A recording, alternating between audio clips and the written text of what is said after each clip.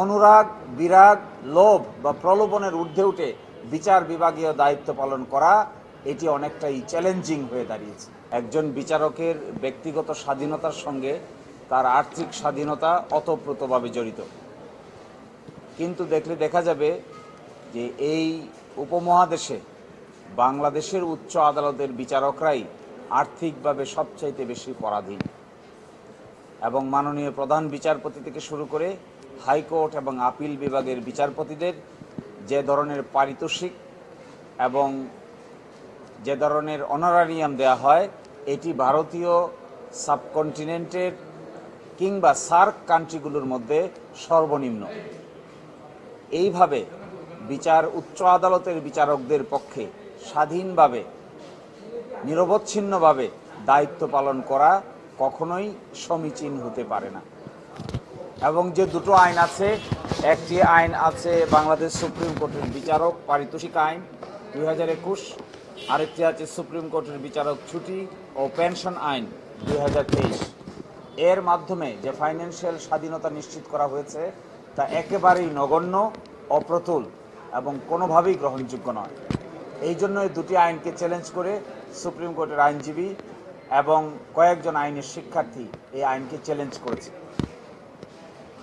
একই সাথে বলা হয়েছে, যেখানে আমাদের পার্শ্ববর্তী দেশ ভারত, পাকিস্তান এর প্রধান বিচারপতির মান্থলি সম্মানী 4 লাখ, 5 লাখ, 6 লাখ বাংলাদেশি টাকায়, এখানে আমাদের দেশের প্রধান বিচারপতির মান্থলি সম্মানী মাত্র 1,05,000 টাকা।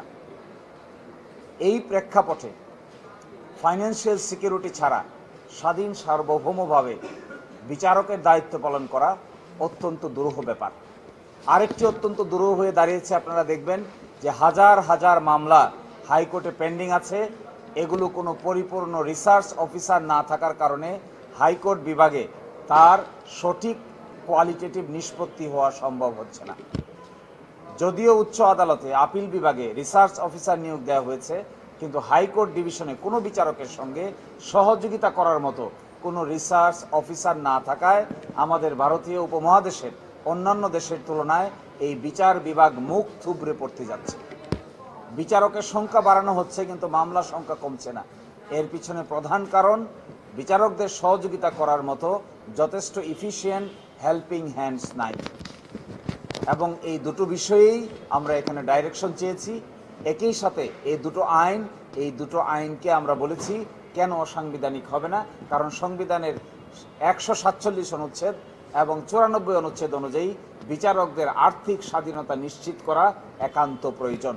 অন্যথায় অনুরাগ, বিরাগ, লোভ বা প্রলোভনের ঊর্ধ্বে উঠে বিচার বিভাগীয় দায়িত্ব পালন করা এটি অনেকটাই চ্যালেঞ্জিং হয়ে দাঁড়িয়েছে। সাথে আরেকটি কথা খুব ইন্টারেস্টিং, আমরা 116 অনুচ্ছেদের মামলা করেছিলাম। 116 অনুচ্ছেদ হাইকোর্ট অসাংবিধানিক ডিক্লেয়ার করেছে। সরকার কোনো আপিল ফাইল করে নাই। পৃথক বিচার বিভাগীয় সচিবালয় গঠন করার জন্য একটি খসড়া অধ্যাদেশ উপদেষ্টার মণ্ডলীর বৈঠকে প্রাথমিকভাবে অনুমোদন হয়েছে। তারপরে এটি পাঠিয়েছে সরকারের কাছে যাচাই বাছাইয়ের জন্য। আপনি দেখবেন সরকারের কাছে যাচাই বাছাই করতে গিয়ে এটি ফ্রিজে ঢুকে গেছে, এটির আর কোনো সন্ধান পাওয়া যাচ্ছে না। যেখানে নিম্ন আদালতের পৃথক বিচার বিভাগীয় সচিবালয় প্রতিষ্ঠা ছাড়া বিচার বিভাগের স্বাধীনতা নিশ্চিত করা কোনোভাবেই পসিবল না, কোনোভাবেই সম্ভব না। কিন্তু সরকারের পক্ষ থেকে এটি বাস্তবায়নের জন্য এক ধরনের গড়িমসি দেখা যাচ্ছে। ফলে প্রকৃত অর্থে বিচার বিভাগের স্বাধীনতা নিশ্চিত করার ক্ষেত্রে এক ধরনের অনিশ্চয়তা দেখা দিয়েছে। আমরা মনে করব অর্থ মন্ত্রণালয় যারা এই আর্থিক বিধানটা দেখার জন্য যাচাই বাছাই রেখেছেন, তাদের উচিত হবে দ্রুততম সময়ের মধ্যে এর আর্থিক নিশ্চয়তা প্রদান করে জরুরি ভিত্তিতে আইন মন্ত্রণালয়ে পাঠিয়ে এটি অধ্যাদেশে রূপান্তর করা। অন্যথায় পৃথক বিচার বিভাগীয় সচিবালয় আমাদের চিন্তাই থেকে যাবে, বাস্তবে রূপান্তর করা সম্ভব হবে না। ফলে আজকে আমাদের কথাটা এটাই যে জুডিশিয়াল ইন্ডিপেন্ডেন্সের সবচাইতে বড় হাতিয়ার হলো ফাইন্যান্সিয়াল ইন্ডিপেন্ডেন্স, কিন্তু ফাইন্যান্সিয়াল ইন্ডিপেন্ডেন্স আমাদের উচ্চ আদালতের নাই।